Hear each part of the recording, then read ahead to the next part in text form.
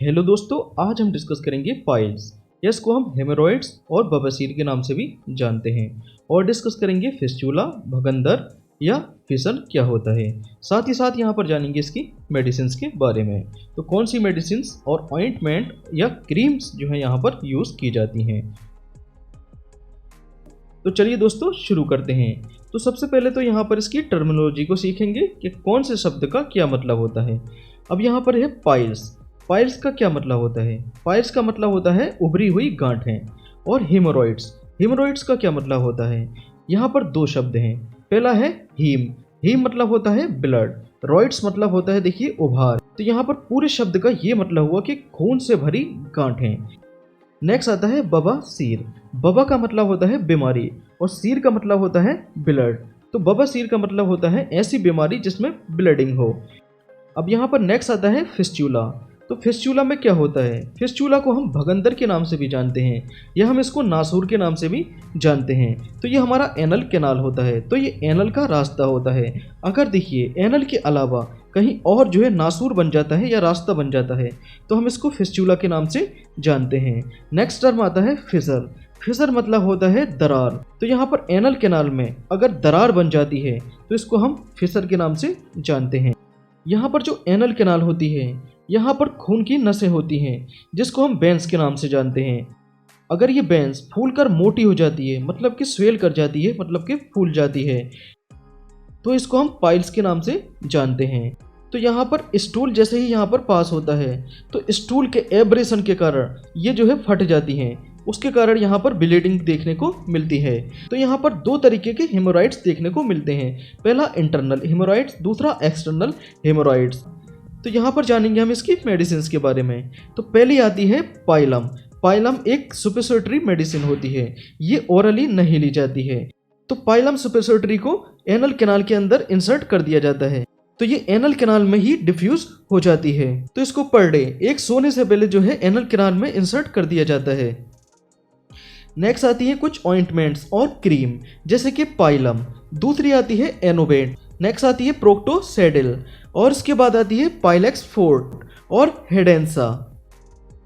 तो अब यहाँ पर जान लेते हैं इन ऑइंटमेंट्स या क्रीम्स में कौन कौन सी मेडिसिन होती हैं। तो मोस्टली इन क्रीम्स या ऑइंटमेंट्स में लिग्नोकेन पाया जाता है। अगर किसी भी मेडिसिन के अंत में कैन शब्द आ जाता है तो उसका मतलब होता है वो लोकल एनेस्थेटिक ड्रग होती है, मतलब कि लोकल जगह को वो शून्य कर देती है।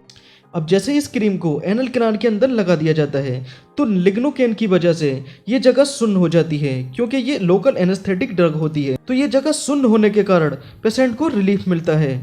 उसके अलावा इन क्रीम में होता है बेक्लोमेथासोन।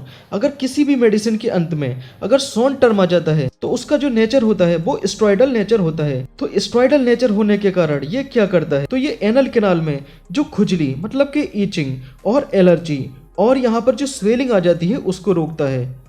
और यहाँ पर होता है फेनिल एफ्रिन। अगर किसी भी मेडिसिन के अंत में एफ्रिन टर्म आ जाता है तो उसका मतलब होता है ये एंटी एलर्जिक मेडिसिन होती है। तो ये एलर्जी में काम करती है। तो यहाँ पर एनल कैनाल में किसी भी टाइप की एलर्जी ना हो जाए उसको ये रोकती है। अब यहाँ पर बात करेंगे हम ओरल मेडिसिन के बारे में। तो यहाँ पर आती है मॉक्सिकाइन CB 625 और ज़ेनफ्लॉक्स OZ।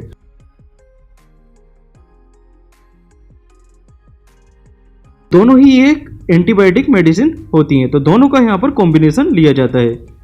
अगर एनल कैनाल में एलर्जी हो रही होती है तो एलर्जी को रोकने के लिए सिट्रीजिन का यूज़ किया जाता है। तो सिट्रीजिन जो कि एक एंटीहिस्टामिन मतलब कि एंटी एलर्जिक मेडिसिन होती है, तो इसका 5 मिलीग्राम यहाँ पर इसके साथ लगा दिया जाता है।